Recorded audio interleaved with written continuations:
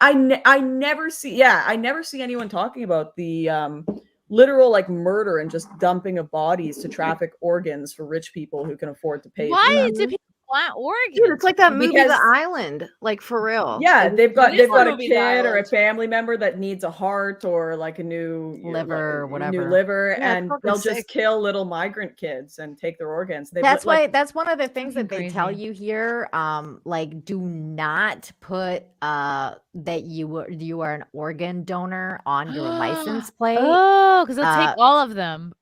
Well, it's because that not just that. It's like if you get into like some sort of car accident that you could survive from, but then they see that you're an organ donor, they'll just be like, they're like, I'll just get them. Bye, peace. Get them out of here. That's gross. And they have an excuse to say, well, she died in the accident. I'm like, keeping all my organs. Want to go down this rabbit hole? Because I've always wanted to go down this rabbit hole. I've just always been too scared to. I'm down. So did you guys know that when you are an organ donor, so what happens is similar to what Nina's saying, but it's not the doctors per se. Like it has to do with the OPOs, and they have basically legal organ. I can't even fucking pronounce it. Organ operation, whatever. I forget. It's the people who basically collect organs, and like they come to your room when your son's like unconscious, and they're like, "Hey, he's an organ donor. We need his organ to save someone's life." Gross. So they're basically like vampires. We're gonna sell them to Lady Gaga. So basically what happens is if you're an organ donor, like Nina said, you get into a car accident, it's not on the doctors, it's the OPOs. They have a lot of leverage because they pay for legislation to be passed so that they can have power, and the doctors legally aren't allowed to say anything like, hey, maybe don't do that, because like brain death is literally a made up concept, and how they diagnose it is they stick you with a stick, they poke you with a stick and shine a light in your eye.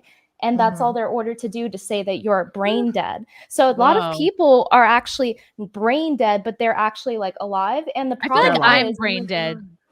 So here's the worst part. Here's where it gets serious. So in order for your organs to be harvested, like your heart and stuff like that, you have to be alive. You can't be dead. It has to be a controlled death. So that's why they want to get you while you're still alive to harvest your organs. And a lot of countries like France have automatic opt-in organ harvesting. Like very, very recently dead. Like because within they have to call it that minute. Because I had a friend that did that. They drove the organs like from hospital, and they're like, when I got a call, you have to wake up at like 2 a.m. Literally get to the car crash scene, throw it in an esky, and then when that call happens for the person getting their surgery, it has to be all right that second. Like, so OPO stands for Organ Procurement Organization. Procurement, I bet. Ugh, what are they doing with organs? But yeah, it's a big industry. The black market organ dealers and stuff. I had a guy that I hired as a fixer in Turkey, and he worked for the police and international organizations undercover, and he just did a side job as our fixer, so getting us connections. And he showed me a video of it. He showed me a video of a little boy on a steel platter getting his heart cut out, like alive. Alive. And he's like, this is what I'm working on. This is a video I took while working on this. He's like undercover working. Like I've never gotten over it. I will never get that footage out of my head, but like this shit is real, people. Like you need to understand this is happening right now. And these are people that aren't sick, not getting in car crashes. They're being kidnapped, murdered, and having their organs cut out as toddlers. Like sorry to ruin your comedy show, Chrissy, but like sorry. It really I'm drunk and it really pissed me off. We came here to talk about organ harvesting. Chrissy Mayr is never gonna invite I better me on stop this talking channel. about it. You know, but people don't even believe the trafficking thing though. They like refuse to believe it. And I'm like, okay, like it's real.